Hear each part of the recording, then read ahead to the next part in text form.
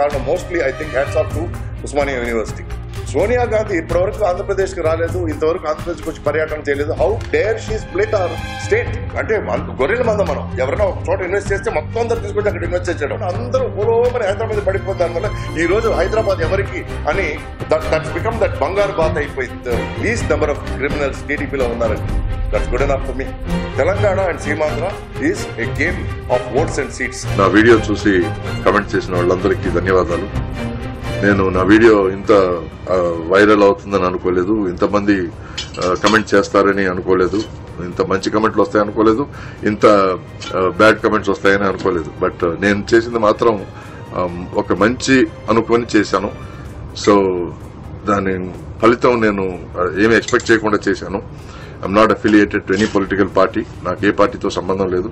But మన Indian citizen కి మంచి జరగాలి అనే ఒక ఆవేదన మాత్రం మనసులో చాలా కాలంగా ఉండింది.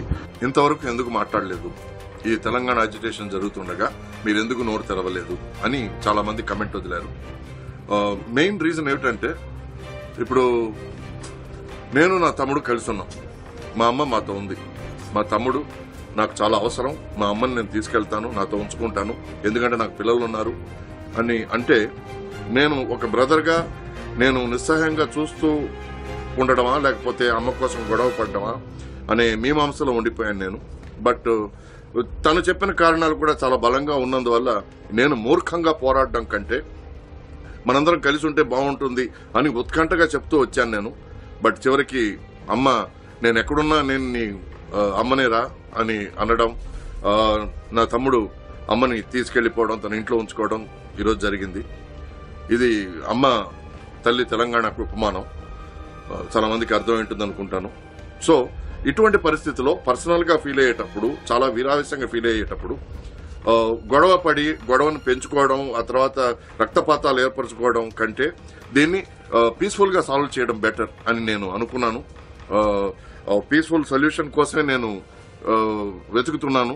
ఒక ఏరియాగా డెవలప్ కానిది ఒక స్టేట్ గా ఎలా డెవలప్ అవుతుంది, దాని ప్లాన్స్ ఏమిటి అనేదే నేను అడిగాను తప్ప నేను విడదీయకూడదు, విభజించకూడదు అని మనసులో ఉన్నా దాన్ని నేను వెళ్ళగక్కలేదు. ఎందుకంటే everybody is feeling so intense about it.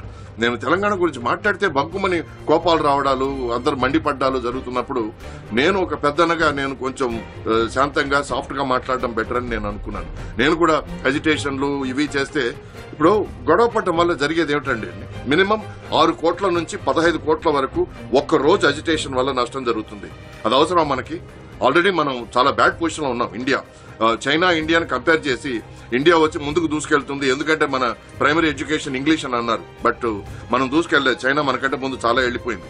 So ఇందువల్ల నేను ఇంతవరకు రియాక్ట్ అయినా దాన్ని నేను వెళ్లబరచలేదు, ఈ రోజు వెళ్లబరిచాను. నేను 3rd జనరేషన్ సినిమా మనిషినండి. మాది ఫాదర్ నెల్లూరు. సో బతుకు తెరువు కోసం, సినిమా ఇండస్ట్రీ కోసం నెల్లూరు నుంచి చెన్నై వచ్చాం.